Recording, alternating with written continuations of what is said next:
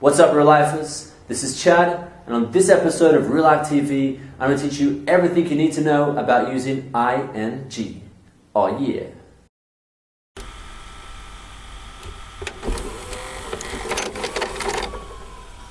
Is this real life?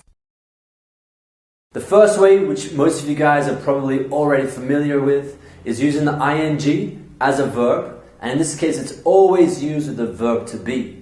For example, I am speaking. You are watching this video.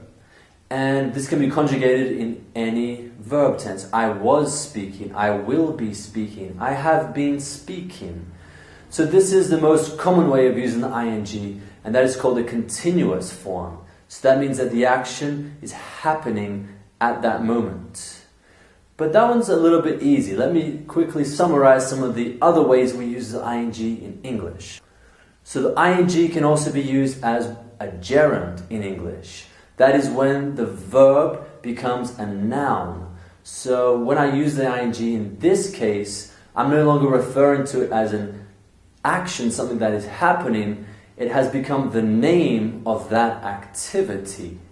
So I can say that smoking is bad for you. Smoking is bad for your health.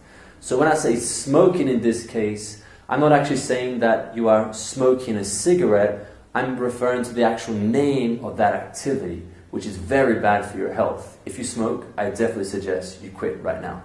But not only can it be used as the name of that activity, we often use the ing form to make what we call a noun phrase. So I'm not referring to just the one action. I can say, riding my bike in the afternoon.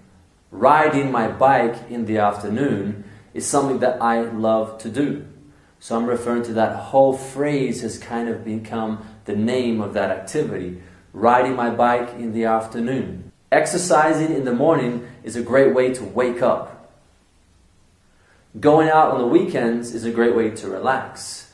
Again, these are the names of those activities. Going out on the weekend. Exercising in the morning. It's no longer reference to just one action that's happening. It's the name of that whole activity. Another really common way to use the ing in English is when a verb becomes an adjective. I can use to annoy someone. To annoy someone. When I add the ing, that can also be used as an adjective in English. I can say that commercials are very annoying. Another example, excite. Something is very exciting. Demand. That person is very demanding. So again, demanding is describing that person's personality. They're always demanding something of you.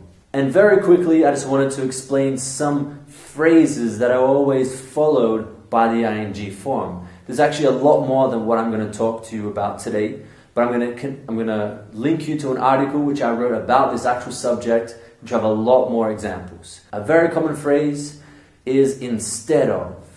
If I would use this phrase instead of with a verb, the verb is always going to be in the ing form. Let me give you some examples. Instead of going to the football on the weekend, instead of going to the football, I decided to watch it on TV. And so instead of going, instead of having lunch at that restaurant, I decided to go to the other restaurant. Instead of having lunch, instead of going, instead of seeing. So instead of, if used with a verb, the verb is always with ing. Another really common expression, really great phrasal verb, is to look forward to something. Again, we generally even put look forward in the ing form. I am looking forward to traveling. I'm looking forward to hearing from you. I'm looking forward to speaking to my friend. So to look forward is when you're very excited and you're a little bit anxious about something to happen in the future. So if you're going to use this with the verb will always be in the ing. And lastly, the phrase, I'm used to doing something. Used to means that you are accustomed to that action or that activity. So I can say, I am used to getting up early. I am used to getting up early. It means I am accustomed to that activity. Okay? Are you used to studying English every day? Hopefully you guys are used to studying English every day with Real Life English and Real Life TV, and I hope that you guys really enjoyed this video lesson about using the ing in English.